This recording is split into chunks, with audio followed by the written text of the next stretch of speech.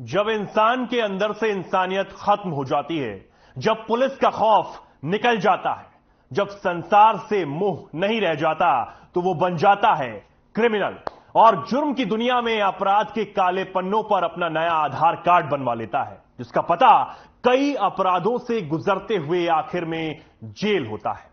जुर्म के अनोखे अफसाने, हैरत अंगेज और खौफनाक वारदात की खून से सनी तस्वीरें, काले कारनामों की कहानियां जो आपके रोंगटे खड़े कर देंगी। लेकिन हमारा मकसद सनसनी फैलाना नहीं, बल्कि आपको सावधान करना है कि कहीं कातिल आपके आसपास तो नहीं। तो आज मैं हाजिर हूं आपके साथ चेतन पाठक, सनसनी से भरी कई वारदातों के किस्सों को लेकर, जो कराएंगी आपका सच से सामना और रूबरू करवाएंगी आपको दुनिया की सच्चाई से। हम आपको दिखाएंगे जुर्म से जुड़ी हर खबर, क्योंकि आपके हर तरफ घूम रहे हैं क्रिमिनल। तो हो जाइए तैयार और खोल लीजिए आंख कान।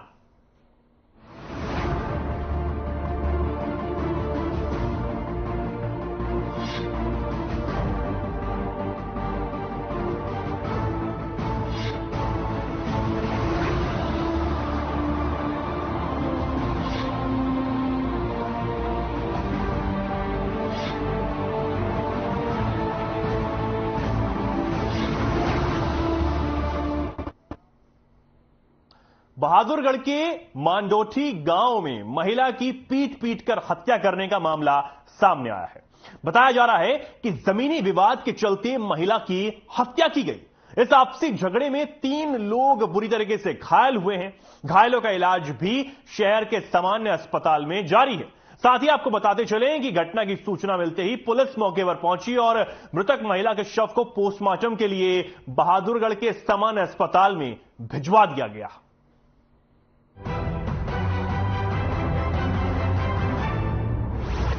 जमीन विवाद बना महिला की मौत का रास्ता। महिला की पीट पीट कर की हत्या। जमीनी विवाद है या आपसी रंजिश। मांजोठी चौकी प्रभारी रणदीप सिंह ने बताया कि मांजोठी गांव में एक परिवार में एक प्लॉट को लेकर 2 भाइयों का पिछले लंबे समय से विवाद जारी था। इसी विवाद के चलते दोनों पक्ष गली में ही आपस में लड़ने झगड़ने लगे। दोनों पक्षों में जमकर लाठी डंडे भी चले। फूलवती नाम की महिला की पीट पीट कर हत्या करने का मामला सामने आया है। वहीं इस घटनाक्रम में 3 अन्य लोगों को भी गंभीर चोटें आई हैं। साथ ही आपको बता दें कि मृतक महिला फूलवती के परिजनों के बयान के आधार पर पुलिस ने मामला दर्ज कर लिया है। वहीं आरोपियों की धरपकड़ के लिए 3 टीमों का गठन भी किया गया है। मामला ये है जी, आज दिनांक 19/5/23 को सिविल हॉस्पिटल बहादुरगढ़ से पुलिस चौकी मांडोठी पे पीआई प्राप्त हुई थी कि फूलपति वाइफ ऑफ दयाचंद को ब्रॉड डेड हॉस्पिटल ले आ गया है और सतीश, नीतू, सरिता और दयाचंद लड़ाई झगड़े में मजरूब होकर दाखिल हॉस्पिटल हुए हैं सिविल हॉस्पिटल बहादुरगढ़। जिस संबंध में मौके पर पहुंचे हैं। मौके पर पहुंच के जो ये लड़का है दयाचंद का सतीश, इसकी स्टेटमेंट रिकॉर्ड करी गई है। उस बिहाफ पे एफआईआर लॉन्च की गई। फिलहाल पुलिस आरोपियों की गिरफ्तारी की कोशिश कर रही है। साथ ही आपको बता दें कि फूलवती के शव का पोस्टमार्टम सामान्य अस्पताल में जारी है। क्या कार्रवाई की जा रही है? क्या एफआईआर लॉन्च की जा रही है। लड़ाई झगड़े में जो है मौत होनी बयान हुई है, उस संबंध में हमने एफआईआर लॉन्च कर दी है और इन्वेस्टिगेशन जारी है। अभी डेड बॉडी का पोस्टमार्टम कराया जाएगा सिविल हॉस्पिटल बहादुरगढ़ में। कितने लोगों पर आरोप 8 लोगों पर है। ये परिवार के हैं। हत्या डंडे और बीटे मारकर हत्या करनी बयान हुई है। महिला की हत्या में कौन कौन लोग शामिल हैं, ये पुलिस जांच के बाद ही साफ हो पाएगा। ये हत्या जमीन विवाद को लेकर थी या कोई और वजह इसके पीछे थी। झज्जर से सुमित कुमार की रिपोर्ट।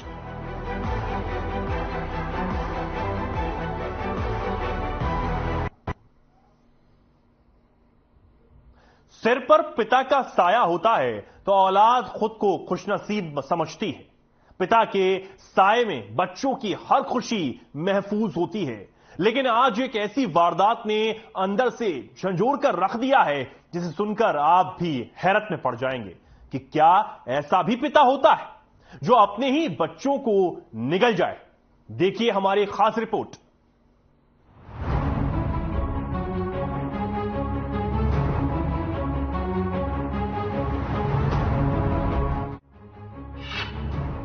पिता बना हैवान, पार की हैवानियत की हद, ले ली 2 मासूमों की जान, बेटे बेटी को कुएं में डुबोकर की हत्या। गांव सीकरी के पास सोफ्ता कॉलोनी में हैवान बने पिता ने अपने मासूम बेटा और बेटी को कुएं में डुबोकर मार डाला। बेटे की उम्र 6 साल और बेटी की उम्र 5 साल थी। शुरुआती जांच में सामने आया कि आरोपी की पहली पत्नी की मौत हो चुकी है। दोनों बच्चे उसकी पहली पत्नी से थे। दूसरी पत्नी को ये बच्चे पसंद नहीं थे, जिसके चलते घर में झगड़ा होता रहता था। फिलहाल पुलिस ने आरोपी को हिरासत में ले लिया है।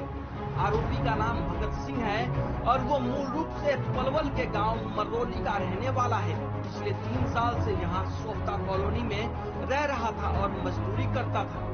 2 साल पहले उसकी पत्नी ने ज्वलनशील पदार्थ छिड़ककर आत्महत्या कर ली थी। घटना की सूचना मिलने के बाद पुलिस ने बच्चों के शवों को कब्जे में लेकर पोस्टमार्टम के लिए फरीदाबाद के सिविल अस्पताल बादशाह खान की मोर्चरी में रखवा दिया। वहीं पुलिस के मुताबिक कुएं में 5 से 6 फीट पानी था, जिसमें फेंके जाने के कारण बच्चे डूब गए और उनकी दर्दनाक मौत हो गई। फिलहाल पुलिस आरोपी के खिलाफ एफआईआर दर्ज कर जांच कर रही है। मामले में डीएसपी नरेंद्र कादियान ने बताया कि आरोपी की पत्नी से भी पूछताछ की जाएगी। यदि उसका दोष पाया गया तो उसके खिलाफ भी एफआईआर दर्ज की जाएगी। ये आज हमारे को सिकरी चौकी के अंदर एक इन्फॉर्मेशन मिली थी, जिस पर हमारा चौकी इंचार्ज वहाँ पे मौके पे पहुंचा था और एसएचओ भी मौके पे गया, मैं भी पहुंचा मौके पे। तो वहाँ पे एक ये पलवल से पीछे रहने वाला इंसान है, मरौली गांव से। तो ये यहाँ पे फरीदाबाद में रहता था। इसकी 2 शादी, एक शादी पहले हुई थी, जो बीबी एक्सपायर हो गई थी, फिर इसने दूसरी शादी कर ली। पहली वाली बीबी के 2 बच्चे हैं, एक 4 साल का, एक 5 साल का। तो ये हर रोज जो न इस बात को लेकर कड़े होती थी कि भाई ये दूसरी औरत के बच्चे हैं। तो इसको इस कड़ाई की वजह से जो ना उसने आज इनको सुबह सुबह वहाँ ले जाके एक कुआं था, कुएं के अंदर 6-7 फीट पानी था और दोनों बच्चों को कुएं में डाल दिया और वहाँ उनके ऊपर खड़ा होके उनकी आज हत्या कर दी। तो क्या खुद भी सुसाइड करने की कोशिश की थी? नहीं, खुद कोई सुसाइड नहीं करने की कोशिश, सिर्फ बच्चों की मारने की नीयत थी, जो अब इन बच्चों को दोनों को मार दिया। वहीं इस घटना में नया मोड़ देते हुए चश्मदीद सलीम ने बताया कि आरोपी पिता खुद दोनों बच्चों को लेकर कुएं में कूदा था, जिसके बाद शोर शराबा होने पर वो और उसके पड़ोसी सीढ़ी लेकर भागे और बच्चों और पिता को बचाने के लिए कुएं में कूदे। लेकिन तब तक पानी में डूबने के कारण बच्चों की मौत हो चुकी थी और पिता की हाइट लंबी होने के कारण वो पानी में नहीं डूबा। मैं तो जी थोड़ा लेट पहुंचा। मेरे को जी बताई मेरे जो दुकान वाले नकुल नामन होगा, उन्होंने बताई मेरे को कि नसीम भाई जल्दी आ जाओ, ऐसे कि कोई पानी में गिर गया है। उनको भी नहीं मालूम थी कौन गिर गया है। तो उन्होंने मेरे पास कॉल करी तो मैं एकदम घर से निकल के भागा। आध घंटे पहले की बात ले तो मैं तो वहाँ से मैं गया, तो मैं आ रहा था तो मुझे पता पड़ी कि वो हमारे भाई के बराबर में घर है एक। तो वहाँ से वो मम्मी सिड्डी लेकर रही थी, तो वहाँ से सिड्डी लेके भाग गया। मैं वहाँ से सिड्डी ले गया हूँ, वहाँ पर जाकर मैंने अंदर कुएं में गिर वो। तो फिर सब देख रहे थे। मैंने हमारी जो चाची है तो उन्होंने कहा नसीम तुम कूद जाओ, कोई नहीं कूद रहा था। तो फिर मैं जाकर मैं कूदा वहाँ पे, जब मैंने बच्चे लेकर फिर एक भाई और आया था, वहाँ का डीलर था वो। फिर वो भाई आया था, फिर उसने हमारी मदद करी, फिर वो भी कूदा था। जो बच्चे थे उनके साथ कौन कूदा था? उनके पिताजी थे। उनके जो पिताजी लेके कूदे थे? पिताजी लेके कूदे थे। क्या उसमें पानी कम था? पानी मैं डूब जाऊंगा इतना था। इतना था। तो क्या वो बच्चे वहीं डेड हो गए थे? वहीं अंदर ही डेड हो गए थे।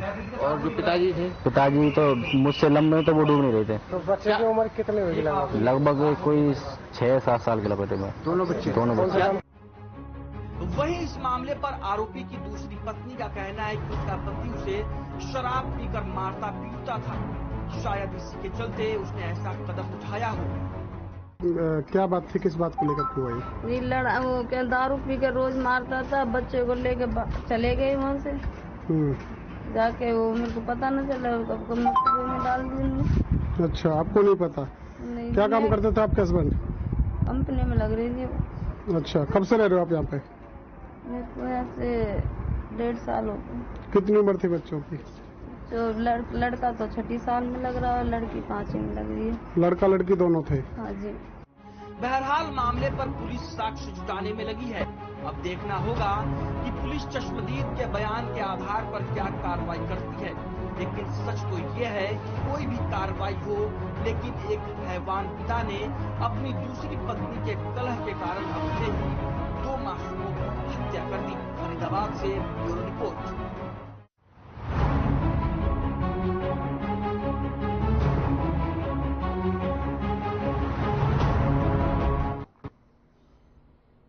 नशे को जड़ से खत्म करने के लिए अंबाला पुलिस ने विशेष अभियान चलाया हुआ है। इसके लिए अंबाला के एसपी जशनीप सिंह रंधावा का एक्शन मोड भी देखने को मिल रहा है।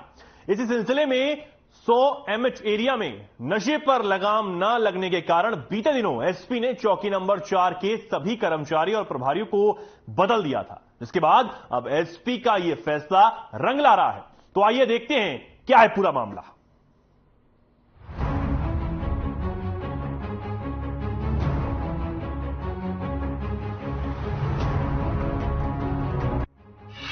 एक्शन मोड में अंबाला पुलिस 3 लोगों को किया गिरफ्तार।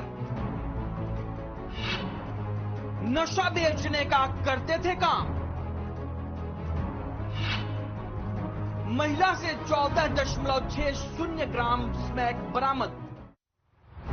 नशे को जड़ से खत्म करने के लिए अंबाला पुलिस निरंतर प्रयास कर रही है और ऐसे में नए चौकी प्रभारी के आते ही नशा बेचने वालों पर शिकंजा कसना शुरू कर दिया है, जिसको लेकर पुलिस ने जगह जगह अपनी नजर लगा रखी है। वहीं पुलिस को बीते दिनों सूचना मिली थी कि डेहा कॉलोनी में नशे का कारोबार धड़ल्ले से चल रहा है, जिस पर पुलिस ने कार्रवाई करते हुए नशा बेचने वाली एक महिला को 14.60 ग्राम स्मैक के साथ गिरफ्तार किया, जिसके बाद पूछताछ में उस महिला ने यह खुलासा किया कि वो किससे ये नशा लेकर आती थी। उसने पूछताछ में बताया कि वो नशा डेहा कॉलोनी की रहने वाली बाला से लेकर आती थी। और फिर क्या था, ये जानकर पुलिस ने अपना एक्शन तेज कर दिया। तो हमारी एनडीपीएस के रिगार्डिंग जो भी नशा तस्करी कर रहे हैं, इसके खिलाफ हम बड़ा सख्त हैं। पुलिस डिपार्टमेंट भी सख्ती से कार्रवाई कर रही है और हमारे श्री पुलिस अधीक्षक महोदय के आदेशानुसार जो हमारा डेहा बस्ती है, इसकी रोज डेली हमें शिकायत मिलती है कि यहाँ ये जो है ज्यादा प्रचलन है इसका। तो उनके आदेशानुसार हम इस पर हमने पूरी अपनी पैनी नजर रखी हुई है और जो भी लोग इसमें इन्वॉल्व हैं उनके खिलाफ सख्त से सख्त कानूनी कार्रवाई की जाएगी। किसी भी सूरत में किसी भी व्यक्ति को नशा बेचने दिया नहीं जाएगा।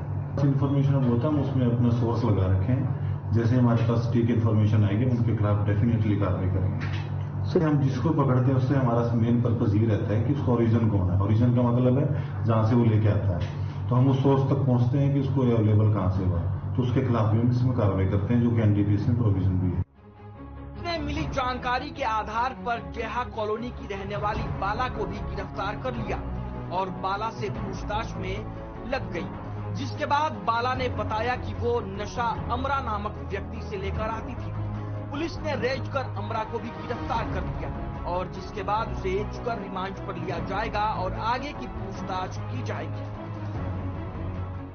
ये 14 तारीख को हमें एक सीक्रेट इन्फॉर्मेशन मिली थी, जिसके रिगार्डिंग हमने एक महिला है संधिका जो कि डेहा बस्ती में रहती है, उसको हमने 14.60 ग्राम के साथ गिरफ्तार किया, जो कि स्मैक थी और उसको हमने 14 तारीख को गिरफ्तार कर लिया। तो उसकी पूछताछ पे हमें पता लगा कि वो ये सामान जो था एक बाला नाम की स्त्री से लेके आती थी, वो भी डेहा बस्ती की रहने वाली थी। जो उसकी इस इन्फॉर्मेशन पे हमने बाला को भी कल गिरफ्तार कर लिया है और बाला की जब हमने पूछताछ की तो बाला ने बताया कि वो ये सामान एक अमरा नाम का व्यक्ति है मनमोहन नगर अम्बाला का, उससे लेके आता था। तो हमने उसको भी कल रेड करके गिरफ्तार कर लिया है। जो इस केस में हमने टोटल 3 आरोपी गिरफ्तार किए हैं।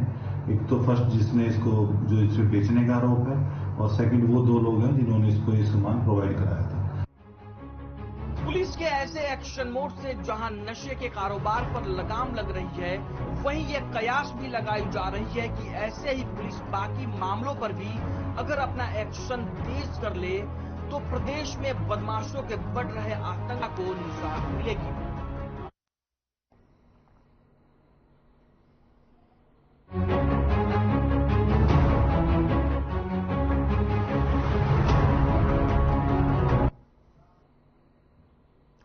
दिल्ली, हरियाणा समेत कई राज्यों में पुलिस की टीम गैंगस्टर के ठिकानों पर लगातार दबिशती रही है। इसी बीच चरखी दादरी की सीआईए पुलिस की टीम ने लॉरेंस गैंग के 4 गुर्गों को गिरफ्तार किया है। ये चारों बदमाश लॉरेंस के भतीजे अक्षय के संपर्क में बताए जा रहे हैं। चरखी दादरी पुलिस ने बड़ी वारदात को नाकाम करते हुए बारडा के चांदवास के पास से नकाबपोश 4 बदमाशों को गिरफ्तार किया। इसी बीच डीएसपी सुभाष चंद्र ने प्रेस वार्ता कर जानकारी दी।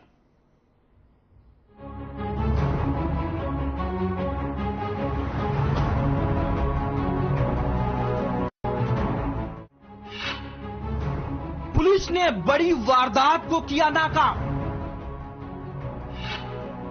गैंगस्टर लॉरेंस बिश्नोई गैंग के 4 शूटर गिरफ्तार। बुलेट प्रूफ जैकेट और पिस्टल बरामद।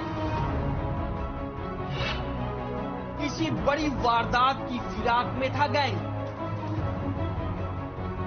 पुलिस को बाडरा क्षेत्र के गांव चांदवास की बड़ी से इन बदमाशों के पास से भारी मात्रा में असलहा बरामद हुआ है। बताया जाता है कि गैंगस्टर नरेश सेठी और अक्षय किसी बड़ी वारदात को अंजाम देने की फिराक में थे। पुलिस ने बताया कि बदमाशों पर कई पुलिस थानों में आपराधिक मामले भी दर्ज हैं। सभी बदमाशों को पुलिस द्वारा कोर्ट में पेश कर रिमांड पर लिया जाएगा। रिमांड के दौरान बदमाशों द्वारा कई बड़े खुलासे होने की उम्मीद है।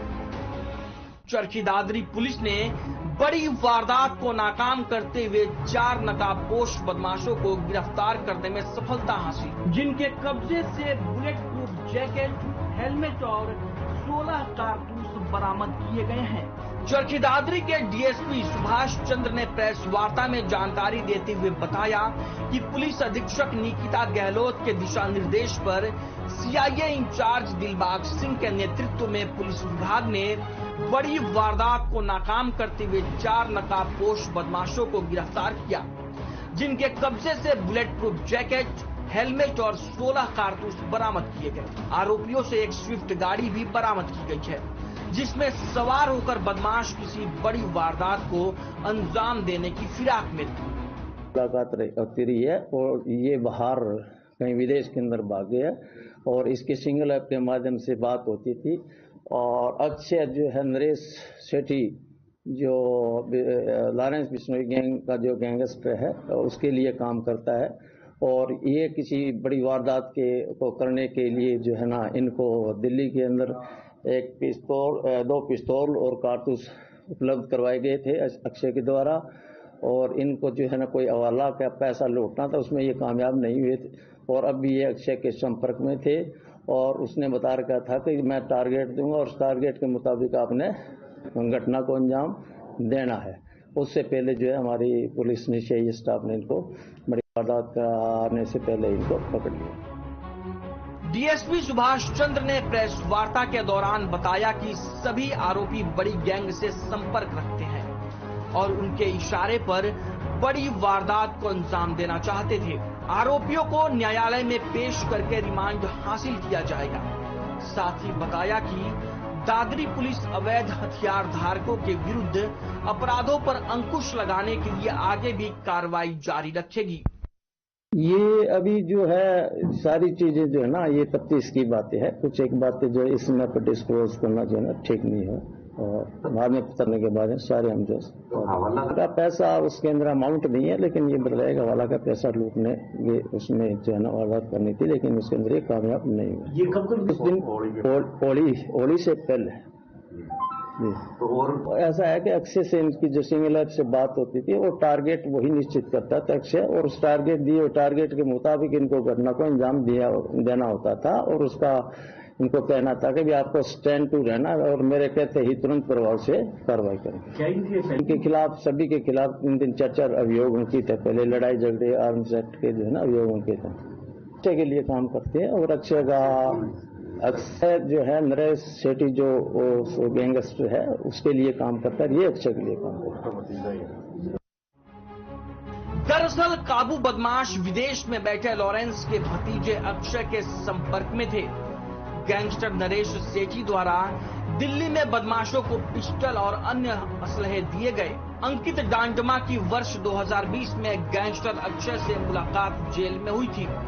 उसी मुलाकात के बाद अंकित ने अपने साथियों को लॉरेंस गैंग के साथ जोड़ लिया और कई वारदातों को अंजाम दिया। पुलिस पूछताछ में पकड़े गए बदमाशों ने बताया कि होली के दौरान वे किसी गैंग से हवाला का पैसा लूटने की फिराक में थे, लेकिन कामयाब नहीं हुए।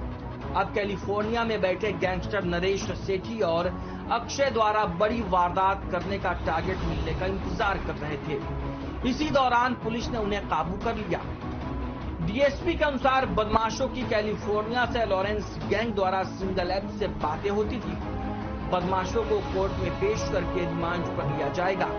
रिमांड के दौरान बदमाशों से बड़ी वारदातों का खुलासा हो सकता है। चरखी दादरी से ब्यूरो रिपोर्ट।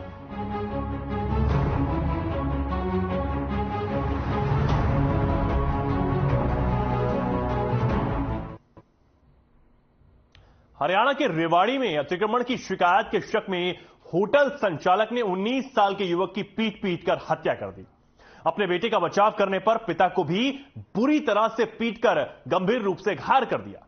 झगड़े की शुरुआत बीड़ी मांगने को लेकर शुरू हुई थी और मामला हत्या में तब्दील हो गया। देखिए रिपोर्ट।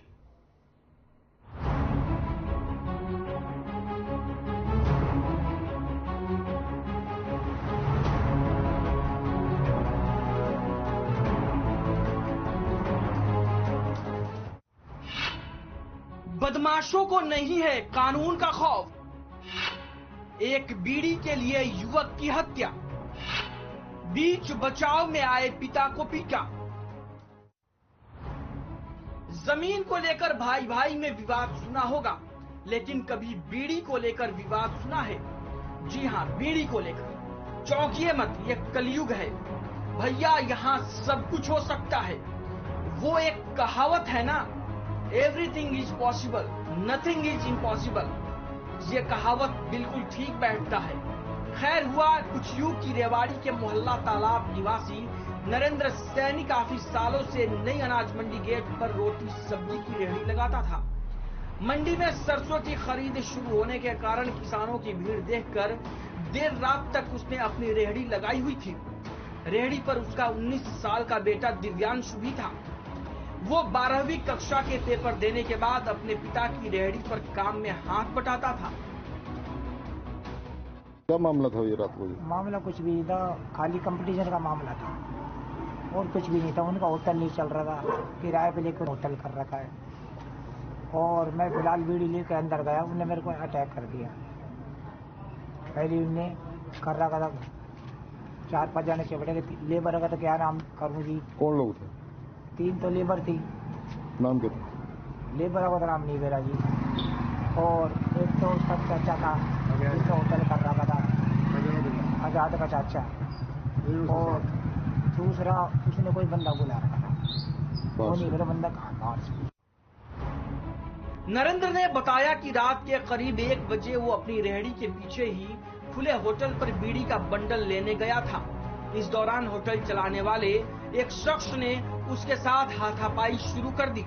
इस बीच उसका बेटा दिव्यांशु वहां पहुंच गया, जिस पर आरोपियों ने हमला कर दिया और उसे मौत के घाट उतार दिया। नरेंद्र का आरोप है कि उसे शक है कि उसके बेटे के प्राइवेट पार्ट पर आरोपियों ने चोट मारी, जिससे उसकी मौत हुई। मामले के संबंध में पुलिस स्टेशन मॉडल टाउन में एफआईआर दर्ज कर ली गई है अंडर सेक्शन 323, 302, 34 आईपीसी और मुकदमे की गहनता से हम जांच कर रहे हैं। जो भी दोषियान होंगे उनको शीघ्र अतिशीघ्र गिरफ्तार किया जाएगा। उन्होंने बताया कि 2 दिन पहले नगर परिषद के कर्मचारी होटल संचालक द्वारा किए गए अतिक्रमण को लेकर उसे चेतावनी देने पहुंचे थे। आरोपियों को शक था कि उन्होंने नगर परिषद में सूचना दी है, जबकि उसका इससे कोई लेना देना नहीं था और इसी शक में उसके बेटे और उस पर हमला किया गया। वहीं पुलिस को जब इस मामले की सूचना मिली तो मौके पर पहुंची पुलिस ने शव को कब्जे में लेकर आगामी कार्रवाई शुरू कर दी। अटैक करा, लड़के छुड़वाना आए, मैं बाहर गया, बाहर जाकर मैंने की लकड़ी लेके आऊंगा। अंदर आए इतनी देर में 2 मिनट का काम में छोरा लंबा कर दिया। खत्म कर दिया, खत्म कर दिया। किस चीज से मारी लड़की को? अब ये नहीं मेरा चोट भी नहीं आई, लात मारी क्या मारी है, कुछ भी नहीं। वो तो पोस्टमार्टम की रिपोर्ट चले, पुलिस में रिपोर्ट कर दिया आपने? आगे पुलिस तो आधी रात में आई, एक्सपायर हो गया, बंदा अरेस्ट कर लिया, दूसरा अभी है नहीं अरेस्ट, दूसरा साथ का तो अरेस्ट नहीं। तो सुना आपने एक पिता का दर्द, जो अपने बेटे के इंसाफ की मांग करते हुए आरोपियों पर सख्त से सख्त कार्रवाई की मांग कर रहा है। बहरहाल अगर हमारी प्रशासन इतनी अच्छी होती तो आज सबको न्याय की मांग नहीं करनी पड़ती। जहां हर रोज लोग अपनी मांगों को लेकर प्रशासन से न्याय की उम्मीद लगाए बैठते हैं और प्रशासन उम्मीदों पर कितना खरा उतरता है ये आप भली भांति जानते होंगे। लेकिन इन सबके बीच सबसे बड़ा सवाल ये उठता है, प्रशासन आरोपियों को कब गिरफ्तार कर सलाखों के पीछे ढकेलेगी। Bureau report.